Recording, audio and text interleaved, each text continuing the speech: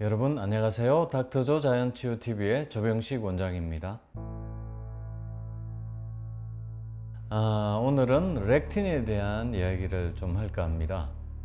제목은 렉틴 때문에 채소는 무조건 건강한 음식이 아니다 입니다.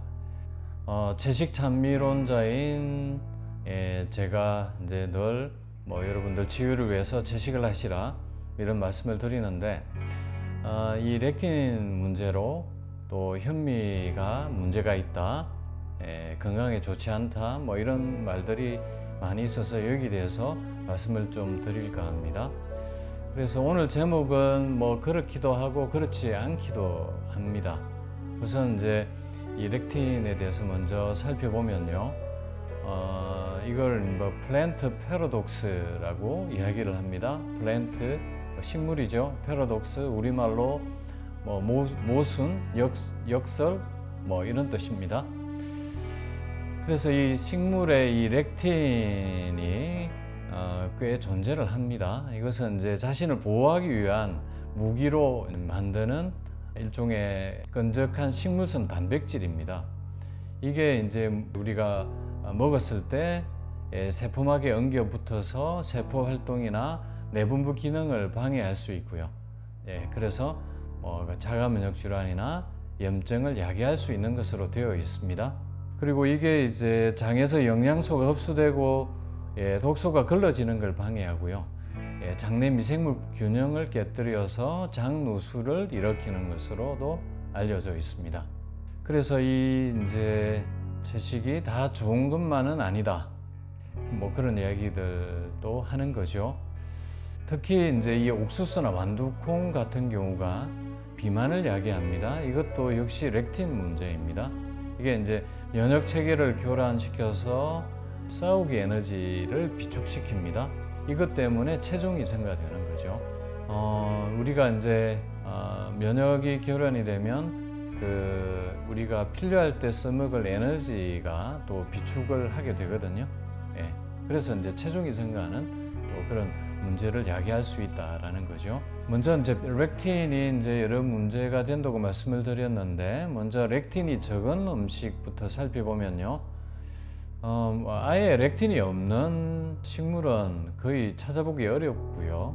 좀 안심할 수 있을 정도로 미량으로 들어있는 것들은 브로콜리, 콜리플라워, 아보카도, 고구마 이런 것들입니다. 그래서 이런 것들은 렉틴이 적기 때문에 안심하고 먹을 수 있겠고요. 렉틴이 많은 음식들은 크게 한 4종류로 나눌 수 있는데요. 대부분 콩류에 렉틴이 많습니다. 특히 강낭콩, 완두콩, 대두에 많고요. 앞에서 말씀드린 대로 옥수수에도 많습니다. 이게 소에게 이제 사료로 옥수수를 먹이지 않습니까? 그러니까 소가 이 옥수수를 먹고 살이 많이 찝니다. 많이 이제 고기량을 늘리기 위해서 이 옥수수를 먹이게 되는 거죠. 그 다음에 견과류, 통곡물에도 렉틴이 많습니다. 그리고 가지과 식물, 고추, 피망, 토마토, 감자 이런 데도 꽤 들어있고요. 그 다음에 식용유로 많이 사용하는 포도씨유, 카놀라유, 해바라기 씨유 이런 데도 렉틴이 꽤 많이 들어있습니다. 또 문제가 되는 게 고기와 우유입니다. 앞에서 말씀드린 대로 이제 소에게 옥수수 사료를 먹이는데 옥수수에 렉틴이 많다 보니까 당연히 그것을 먹고 자란 가축에도 렉틴이 많겠죠. 그래서 대부분의 육류와 유제품에도 많은 양의 렉틴이 있다고 보시면 되겠습니다. 물론 풀을 먹고 자란 소에서는 그 육류와 유제품에는 렉틴이 적다고 볼 수 있겠습니다. 때문에 이제 요즘 주목받고 있는 게 이제 카제인 A2 우유입니다. 이게 이제 유기농 목초로 사육한 그런 소에서 나온 유제품이죠. 이게 이제 건강에 좋은 우유가 되겠습니다. 대부분 우리가 이제 섭취하고 있는 사료를 먹인 소에서 나온 우유는 유제품은 카제인 A1 단백질입니다. 이 단백질은 췌장의 기능을 방해하고 자가 면역 질환을 유도하는 문제가 있습니다. 그래서 우리가 보통 한국인들에게 유당불내증이 있지 않습니까? 그래서 우리가 이제 우유를 먹었을 때 이걸 소화를 못하기 때문에 불편한 거죠. 그런데 많은 경우에서 유당불내증보다는 카제인 A1 때문에 불편한 현상이 생기는 것으로 우리가 알려져 있습니다. 그래서 이게 이제 우유에 렉틴이 많기 때문에 사실 우리 한우분들은 제가 피해야 될 음식 중에 하나로 유제품 우유로 이제 말씀을 드리는 것은 포화지방산이 많기도 하지만 또 이 렉틴의 문제도 있다는 것입니다. 다음은 현미를 먹지 마라. 뭐 이런 분들이 꽤 또 있으시죠. 이것도 렉틴 때문에 그런 얘기들을 하는 겁니다. 이게 통곡류 껍질에 렉틴이 많이 있기 때문에 이 렉틴 문제로 현미를 먹지 말라는 거죠. 물론 이걸 벗겨내고 먹는 흰쌀밥이 당연히 맛이 있고 소화가 잘 되는 것은 분명합니다. 그런데 이 이제 렉틴을 일종의 독소로 취급을 하기 때문에 이 독소 때문에 현미에는 독소가 많기 때문에 현미를 먹지 마라.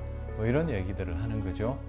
그래서 저는 그렇지 않다라고 이야기를 하는데, 물론 이 렉틴이 많은 것은 사실입니다. 통곡류의 이 껍질에 렉틴이 많이 있기 때문에 물론 맞는 말이기도 하지만 우리가 얼마든지 현미를 렉틴을 제거하고 먹을 수 있거든요. 그 첫 번째가 바로 발화 현미를 먹는 것입니다. 그래서 우리가 곡류나 콩이나 씨앗 이 싹을 틔우면 렉틴을 많이 줄일 수가 있습니다.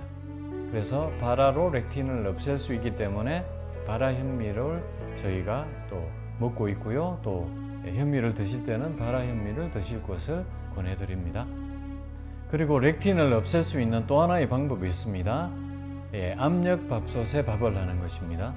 보통 우리가 이제 현미가 조금 거친데 물에 좀 담궈 두었다가 저녁에 물에 담궈 두었다가 아침에 밥을 할 때 압력밥솥에 고온으로 밥을 하면 렉틴을 없앨 수 있습니다. 그래서 발화 현미를 가지고 압력밥솥에 밥을 하면 훨씬 더 렉틴 양을 줄일 수 있기 때문에 좋은 식품이 될 수 있습니다.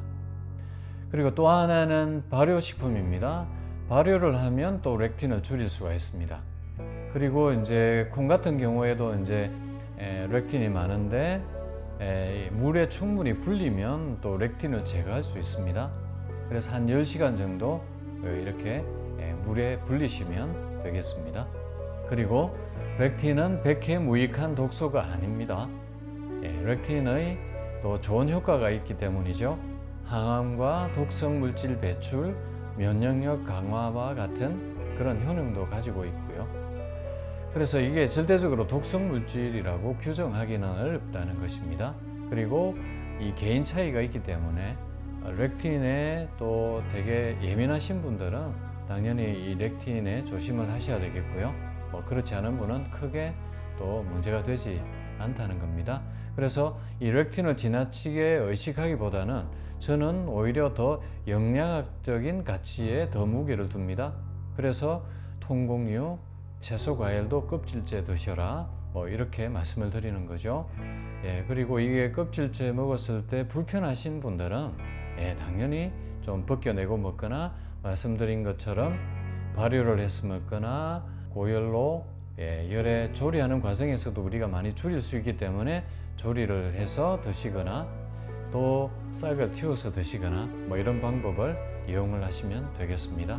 그래서 오늘은 이 렉틴 때문에 알러지를 일으키는 분들이 참 많으십니다. 그래서 이걸 독소로 취급을 하는데 더 중요한 것은 영양학적인 가치라는 데 말씀을 드리고, 현미가 렉틴 때문에 이런 독성 음식으로 취급당하는 것은 문제가 있다. 그래서 충분히 우리가 렉틴을 제거하고 먹을 수 있는 방법이 있기 때문에 현미를 꼭 챙겨 드시기를 바라겠습니다. 안녕히 계세요, 여러분. 저는 조병식 TV를 통해 건강을 되찾아 떠나갑니다. 여러분도 행복하세요.